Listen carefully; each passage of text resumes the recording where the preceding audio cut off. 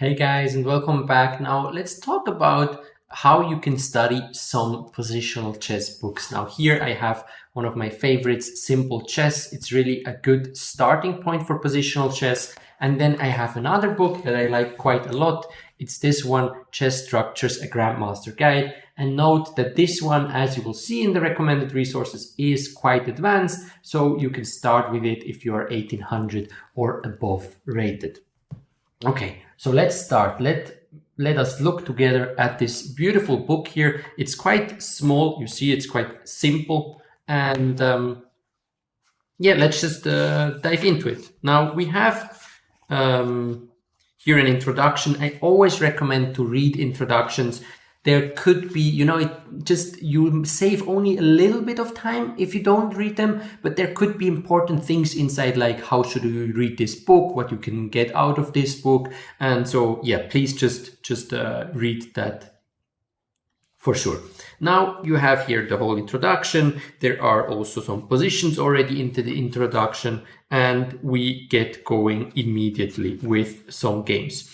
And whenever you have a game, okay, you can do two things. You can either take a chessboard and put the pieces on the board, or if you feel comfortable by just reading like this, you can also do it without the board. But note that at the beginning, it's probably smarter to have a chessboard or to have online. You can also, if you don't have a physical board, you can just open Lichess. You can open a new study. You can put, the whole game inside, and then you have always something to look at, and you don't have problem remembering where exactly the pieces stand when there is a longer variation or some moves without a diagram.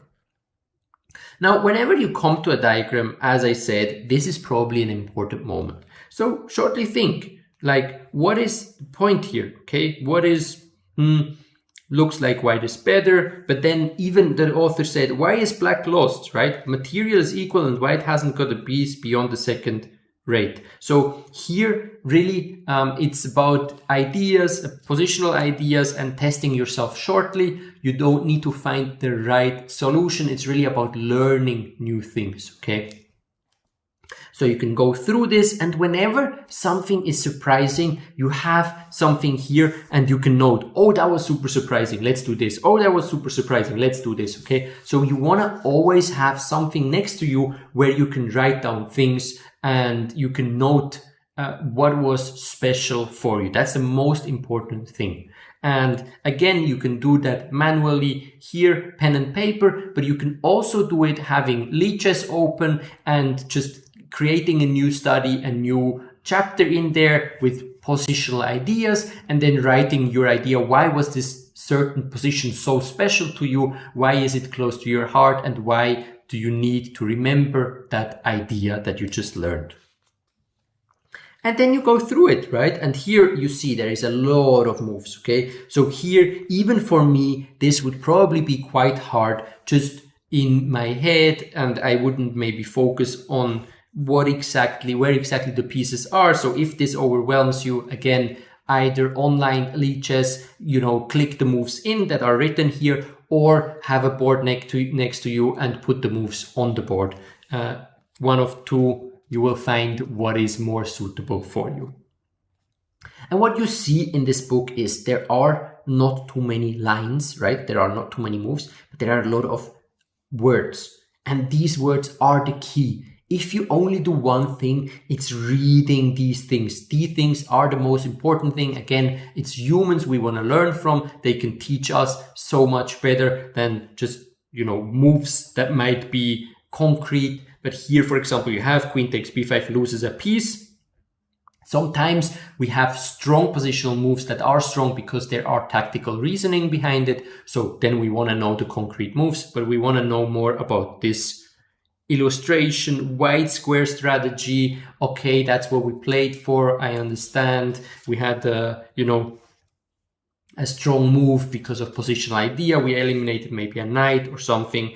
And then here you see also the pawn structure. You don't even see the pieces, right? And there is a lot of ideas written. And that's why such a book can be very useful to go through, because it's more ideas, you get concepts, and then you want to take the most important concepts, okay? Don't take every diagram and put them somewhere, but think what is the one diagram that will explain most of it to me if I look at it again, or if I want to teach a friend, and then choose that diagram and then put it somewhere and save it either on your computer, or if you like manually have pieces of paper where you can go back to, but maybe Lichess is easier.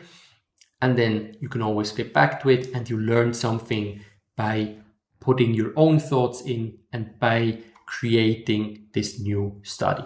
Okay, so this is the first book. It's Simple Chess. Again, it's a very good first read. And now we have a second one, Chess Structures. And now why do I have both these books that I want to show you? Because they are a bit different. Okay, so here, when you see there are already notes inside. I always, write my special notes. I check what is the most important thing for me. Because here, this is about pawn structures. And just that you see it well. Okay, so you have different families of pawn structures. Oh, sorry, the sun is absolutely horrible. But I think you saw it. There were different families of pawn structures, and you might not, or for sure, you don't need to know all of them, okay? If you don't play King's Indian and you don't play d4, you don't need family 4 King's Indian. You don't care about it at the moment. You don't need to know the ideas in this specific opening or in this specific structure. So what you want to do is find the most important for you, okay? At the beginning, really the most important, and then you say, okay, that's where I start. So for example, you have family 1, d4 and d5. So if you're a d4 player, that's where you want to start. Then you have open Sicilians, then you have Benoni, you have King's Indian, you have French. So there are some of the most important pawn structures. Again, you see that there are more on d4 pawn structure than maybe on e4, and that's because there is more positional play. And then you go in here, okay, let's start with the Isolani. Okay, that's page 12. Now again, introduction, do read it, it's quite important. And you get here, and this is the Isolani. And I love this book because first you have the pawn structure, you have white's plans, you have black's plans, and then you have games that show off white's or black's plans. Okay, again, here you find a little bit more detailed notes on concrete moves. That's also why I recommend it only if you are quite advanced yet, 1800 or more, because you want to, grasp what the author is really trying to teach you. And then you can use game by game. Again, d5, oh, this is a very strong move. So here playing d5 with the Isolani, okay, we want to get rid of that isolated pawn and we want to open the position. This is something we can learn, and then we go on. Again, here you can see there's quite a lot of moves. If you really just focus on the positional concept, I would recommend leaving some of these things out. You don't need to read everything, okay? We know we want to get the most out of our time, and all these concrete lines are nice, but we want to grasp the idea. Okay, d5 was so important, okay? And now we get an attacking position. That's what we want to learn. And then the concrete calculation, well, we will do that with calculation exercises, with tactic exercises. So here you will find the rest of the game. Again, you don't need to see all these lines, but with this book for sure, you should also have either a board next to you or again, a Lichess study open so you can put it in there and follow it better. And then in the next game, you have a different learning objective, and it is showing off a different plan or maybe a plan for the other side. And you have all of those games that you can go through. And when will we finish? When will we finish? It's quite a lot of games actually, which is nice. It just dials in, and then we get to the next pawn structure, okay? And here I would really say, if you work with a pawn structure, what you can do is to make a summary for yourself. Okay, after reading this, let's say you had 2-3 training sessions and you read all of this. Now, don't go back and just copy what the author wrote. But open a Word file if you want to write it down in words, or you can open, again, a lead chess study, put it in there, and write down, okay, that's what I want to do.